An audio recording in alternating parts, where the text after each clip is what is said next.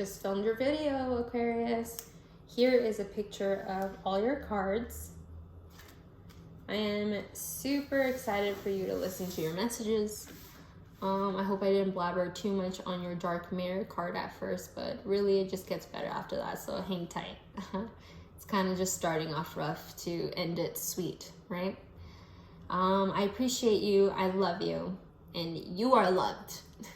Bye. Yay, this reading. Let's cleanse our space. Yeah, let's cleanse it from anything negative, anything that's not true, anything that holds us back. And if anything, I ask the universe to allow truth.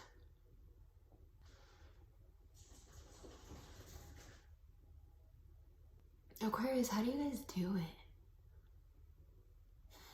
Download so much information with your mind, you know? Think so much, in other words.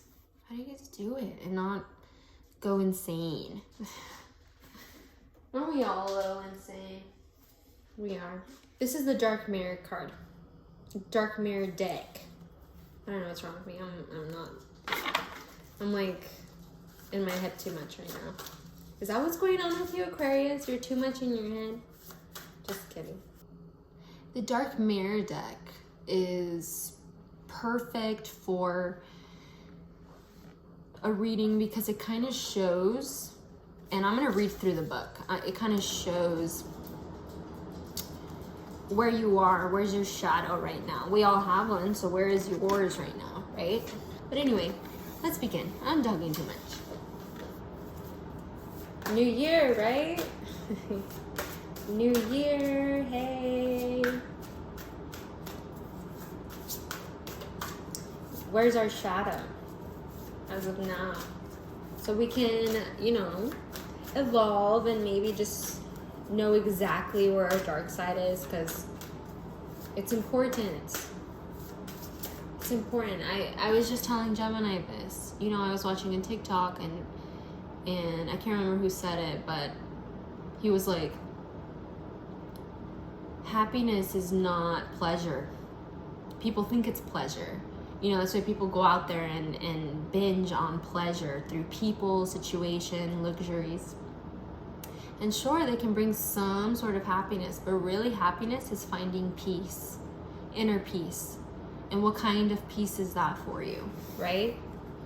I just feel like that's been a theme for everyone because of the new year. But for you, it's kind of like, where's your shadow right now? Because you're really good at focusing on what you want and what you need, because that's what you think was going to make you happy. Do you know where your shadow is, though? Just like how you know what will make you happy. We got perchance to dream. Perchance to dream. And the number 28, 8 plus 2 is 10. The 10, the ending of a chapter and the start of a new one. The ending of a cycle to start a new one. Go listen to your sister signs. I think it's important to know where your other sister signs are at, Libra and Gemini, to kind of understand that you're not the only one that goes through similar shit like you, okay? Let's read what the book might say about this. So the stage you might find yourself in is denial. If I sleep long enough, when I wake up, the pain will have been gone. It's the time to surrender, Aquarius. To drown. To dive in head first in the cozy, all-enveloping darkness of the blanket. It's a moment of weakness, a desire to close your eyes and surrender just for one moment. 1 second, 1 minute. Not like a hero fighting the world, but like a kid, just welcoming the darkness outside within fully. How long will that moment last? A minute? We can say just a minute, but it's not true. Disappearing is but an instant, just the time to take a breath twice. And yet it can take ages. Ages we will regret. Ages that we will have lost, like stolen by our own surrendering. And yet we close our eyes. We let one sense after the other slow down to nothing. Sight first, then hearing and smell. Last will be touch. The comforting hand we all deserve to hold us up when we have done enough and we cannot but let it go. Wait, that was dramatic. Aquarius, what I'm getting from this is, I think you should look at Libra's video, but everyone right now, because of the new year, a lot of people are trying to let go of shit, past shit, old shit that just doesn't serve them. It can be an old couch. Because of the new year, they want to renovate their living room, you know what I mean? Or it can be literal conditionings, states of mind, belief systems. And I think there's so much you need to surrender to, so much goodness that you need to surrender to, and it's not just visualizing it anymore. I think it's living it. I think it's being it, and actually taking the necessary steps to surrendering to that very good vision of who you are. So that means cutting out people. That means when people leave, letting them leave. That means when people disagree, you are willing to debate and not let it get too much to you because you know who you are. It's all because you're constantly surrendering to your inner voice, to the inner voice that is you, that is good. Anything that is not good is there to teach you that that's not who you are. You might have, done some things here and there, just like the rest of us, and it doesn't define you. It doesn't mean that's who you are, especially when you want to redeem yourself, especially then. So let's get a card from the Lemurians. Let's see what they have to tell you to kind of focus on light and love and peace. I mean, perchance to dream, it's kind of, I feel like, I can't help but feel like you're allowed to dream again. You're allowed to dream like you always have, always seeing how you can have it better, but how come you can't bring the better here and now? Why can't you be the better here and now? And it's because, it's very difficult for you to surrender to that. So let's see what the Lemurians have to say about the situation. We got, wow, Starseed Elemental, the number 945. The number 9 to me is like the peak of your life.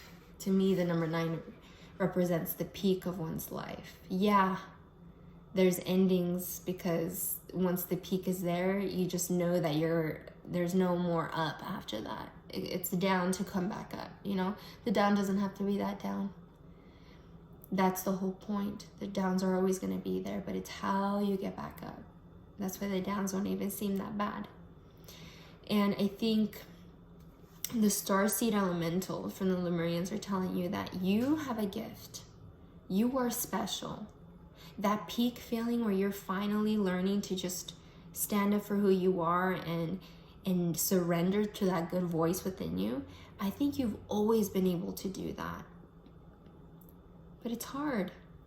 It's hard when you've convinced yourself to doubt that of yourself. And it's not like if you woke up one day and you're like, oh, I don't believe me. I don't believe what I stand for and what I believe and who I am.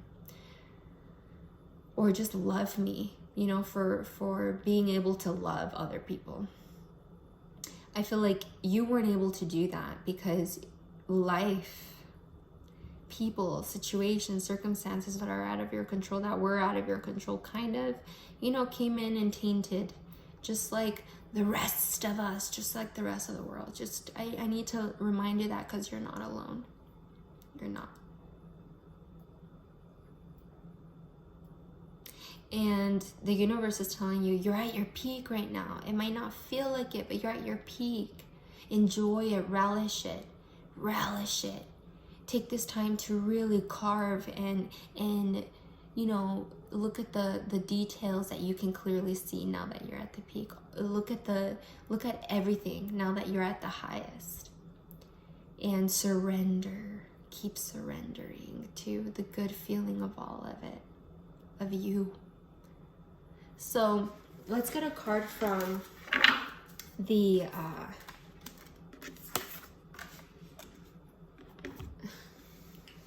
I just remembered I didn't take a picture of the layout for Gemini, and I need to go back in and take a picture of that.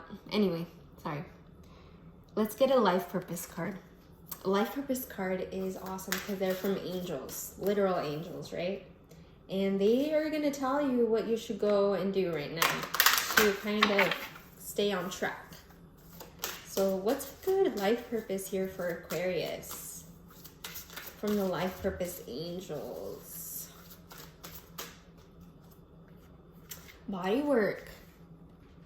I'm telling you, Libra got this too. So I highly recommend, I don't know why Libra. It's getting, your sister sign is reaching out, you know. Your life purpose involves body work, such as massage therapy, energy healing, physical therapy, or exercise training. Your body is your temple, you know.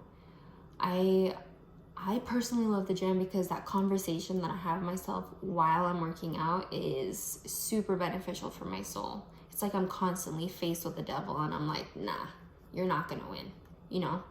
Of course, you know, there's a time limit with all that because I can be a little hard-headed and stubborn and just want to get stuck on that, which is not healthy, you know. Too much of something can be unhealthy. But there's also like the nutrition part of it, the recover part of it. And I think just that state of mind, knowing that your body is that important, it's your temple, you know, I think is really beneficial for you. So either getting a massage, going on a hike, focusing on the body somehow. Super good for you. So there's a room, Aquarius, there's a room with a table and there's you and a noun. And the noun, you can think of one, but really what's going to show up and what I talk about can really be someone else and you're like, oh, it was someone else or something else. Just take what resonates, okay? So first card is you at the here and now with that whole situation. Okay, we got the Hierophant. It literally popped up upright and I was like, okay. You see these two people here? I don't know if you have two people who are looking up to you right now, or they're just a symbol of your status and your presence and the effect you have on other people because people look up to you. And but either way, people look up to you. That's my whole point. And that's always been a power of yours. Okay, maybe you finally learned how to grasp it and handle it, but you definitely, you know, are at a point where you know you can distinguish what's you within you and what's not. And that's awesome because people look up to you for that. So that's an amazing place to be, you know, especially starting the new year. Super proud of you. We got the King of Pentacles and the Six of Swords for the noun.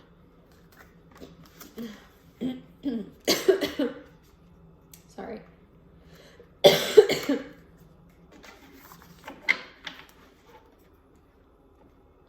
Okay, so it can be two scenarios. One, it can be you're still in the process of trying to escape toxic mind patterns, and in order to reach a new job, maybe you've been like dealing with a new job and you're just like, there's just still some work to do to get there, to really be who you can be with this new opportunity through a job or maybe a relationship.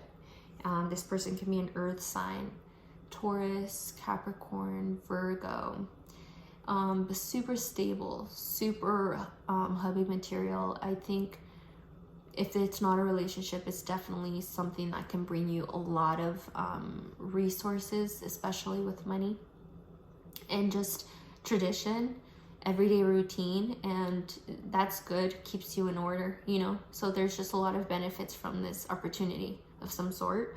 But like I said, there's something in the way. There's a lot of anxiety, a lot of feeling like we need to run away, you know, fear, a little bit of fear in there, and sadness mainly. So what happens when both of these energies are face to face? When one that is so aware of their inner dialogue and is so aware how it affects others and how it makes others see them, along with this opportunity or this person that just brings tons of blessings, but somehow there's some sort, I think it's more from them, to be honest. That's what I'm getting.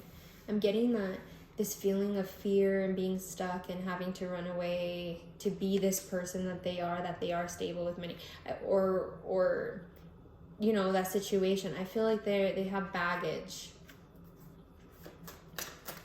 Just letting that out there.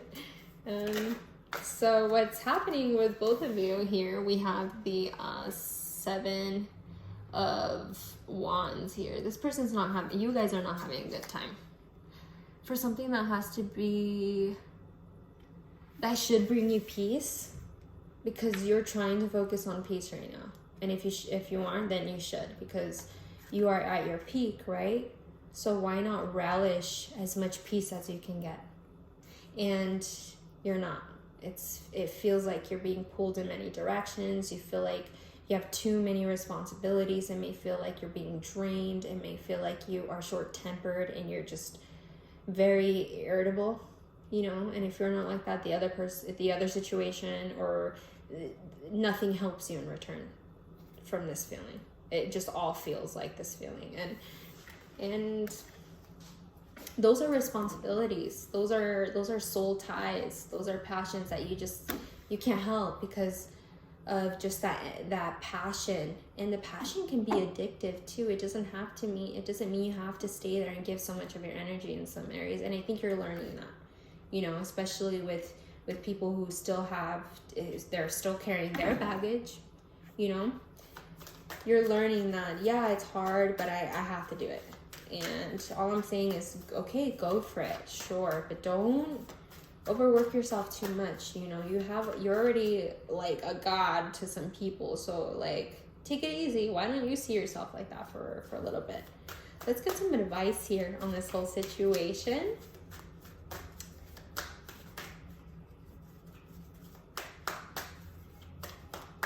Advice. We got the Eight of Cups. This person's obviously walking away. And they've already walked away. It's not like they're still in the process or debating. They've already walked away.